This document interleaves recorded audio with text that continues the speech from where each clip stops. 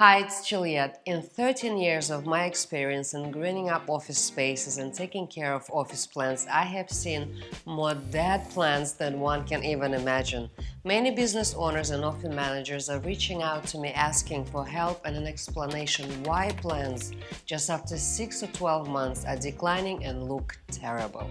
Let's put a stop to this very frustrating experience today. I have put together the list of the top 8 most common green mistakes many offices make, and as a result, plants do not thrive and a lot of money is wasted as plants need to be replaced more often or discarded too soon.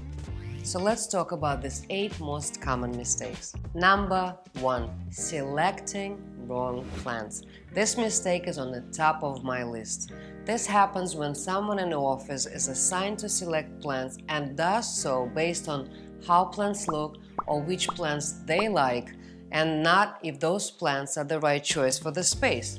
For example, fiddle leaf fig, the queen of every interior magazine and Instagram feed, plant that everyone wants. So no surprise here, many offices got decorated with fiddle leaf figs. They were placed in dark corners as well as in windowless conference rooms, dressed up dimmed light wellness rooms, and greeted people at the elevator halls. I'm sure you know where I'm going with this.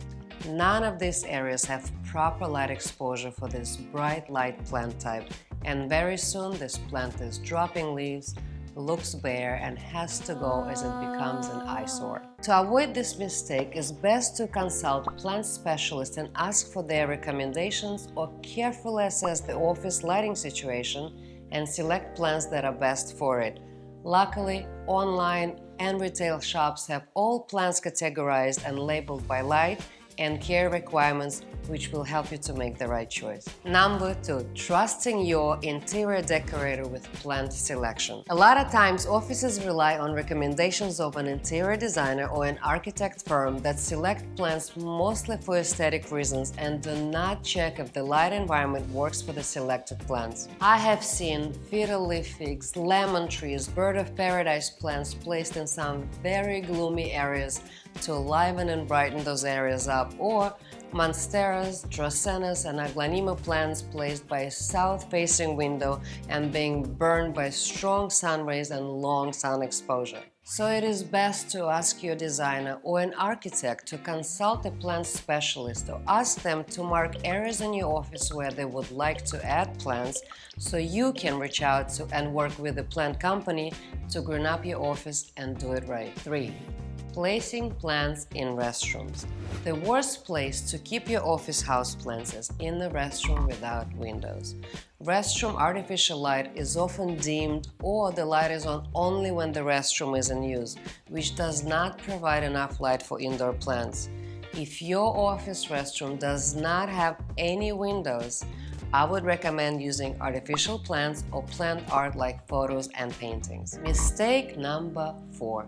Placing plants in low or no natural light rooms that have automatic light sensor. Most conference rooms these days are automatically outfitted with light sensors, and if these rooms are not in use, which happens often, the light is turned off. Avoid placing plants in rooms with limited natural light or where artificial light is controlled by automatic sensors. Remember that house plants need a minimum of 6-8 hours of consistent light exposure for at least 5 days a week. Number 5.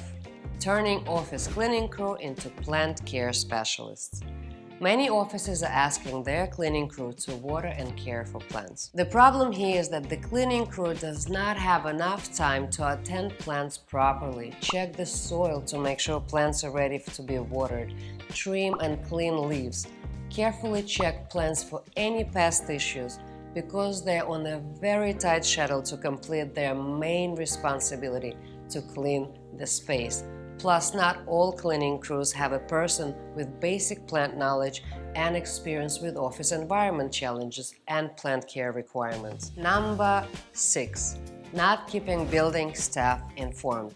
Another issue I have run into with the building staff, especially with the cleaning team, is that even if they're not asked to water care for plants many times, they still water plants if they think they look a bit sad, if some leaves are turning yellow, or topsoil looks too dry. Many plants get overwatered because of this, as not many people know that droopy and or yellow leaves sometimes is the sign of overwatering, or that some plants prefer the soil to be bone dry all the way through before getting a drink. To avoid this from happening, notify the building staff and your cleaning team that plants do not need any extra care, and make sure to put up "do not water" signs on your plants. Mistake number 7. Asking an employee to care for office plants. Some offices agree to assign one of their employees to care for plants when there is someone in the office who loves plants, has plants at home, and offers to look after plants in the office. The issue here, and I'm sure most office managers know this better than anyone, is that there is always a time when that person gets too busy with his or her main job responsibilities, needs to put all the attention to a project that has a deadline, goes away on a business trip, or just takes a few weeks off. And what happens then? Plants are neglected and declining, and some will not recover from this neglect even after the attention is shifted back to them. The result? The plant care person feels terrible, guilty, and needs to discard plants that are beyond saving. The manager is stressed out as the big meeting with client is coming up and plants in the conference room look horrible. So if you have more than 5 plants in your office, please hire plant care specialists to care for your plants so you can do your job guilt-free. And the last mistake I'm going to talk about today is not keeping and not sharing a plant care note. The most common mistake in this scenario is not keeping a plant care note and not having another person in the office who knows about where to find those notes and what needs to be done in the absence of the main plant care person. To avoid this mistake, keep notes and have someone else informed about the plant care process so plants can be properly cared for when your plant caretaker is on vacation, took a few sick days off, or left the job. Let's recap.